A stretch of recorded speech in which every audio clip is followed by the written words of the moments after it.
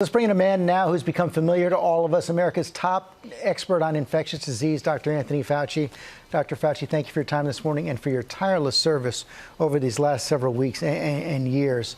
As we heard from the president all last week, he was hoping that we could reopen the country by Easter. But of course, we saw that extension of the guidelines yesterday. Take us inside that decision. What convinced the president was necessary? What convinced you? Well, it was clear, George, that the dynamics of the outbreak, what was going on in cities like New York City and Westchester and New Orleans and others, was clearly still on an uptick.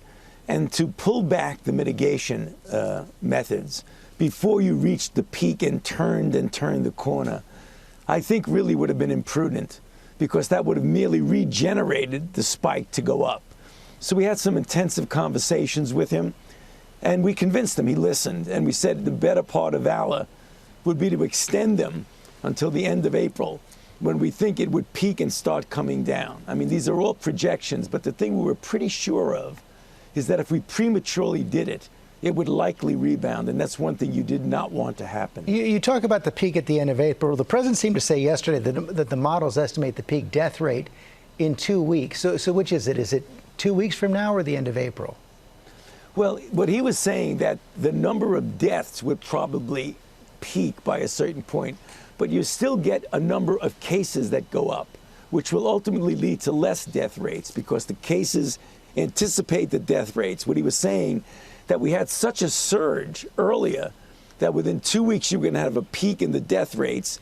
The death rates start coming down, but you have another curve, which is actually the new infections. So they're complicated curves that overlap each other. And the death rate numbers are pretty stunning. I mean, 100 to 200,000 lives could be lost. Are you all estimating that even if these guidelines are extended? Yeah, I mean, even if these guidelines are extended, we will lose more people. Exactly how many more we would lose is uncertain, depending upon the efficiency of the mitigation methods.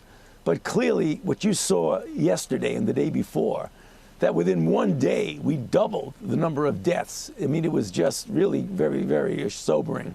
It is sobering. Of course, all of us here in New York are dealing with it. New York has been described as the epicenter of this virus here in the United States right now. What other areas are concerning you right now? Well, certainly New Orleans, George, is in that area where it's worrisome, because the spike and the peak and the dynamics of that curve are starting to resemble a bit of New York. It's a smaller city, obviously, so they can't be totally comparable. But the dynamics of the outbreak in New Orleans are worrisome. We're also worried about Detroit. Detroit is starting to show some signs that they're going to take off. LA we worry about. Even though they had an early start, they calmed down a little. It looks like that they may have the opportunity and the misfortune of spiking up. And if you look throughout the country, there are a number of smaller cities that are sort of percolating along, a couple of hundred cases. The slope doesn't look like it's going up. But what we've learned from painful experience with this outbreak is that it goes along almost on a straight line. Then you have a little acceleration, then it goes way, way up. So we've seen that in New York. Our European colleagues have seen it in Italy and France and in Germany and in Spain. And it's a rather consistent pattern. It looks like it's low level, it starts to accelerate, and then it really goes up. That's the thing we really got to be careful of. Well, we're going to have all of these little mini outbreaks throughout various cities in our country. Given that spread, I mean, the president said he hopes to have the United States well on our way to recovery by June 1st. Would that take extending these guidelines beyond the end of April? You know, I think April might do it, George, but we kept an open mind. When we presented it to the president, we said 30 days is a solid. I think we should do it. 15 days was too little. None of us felt that 15 days was adequate.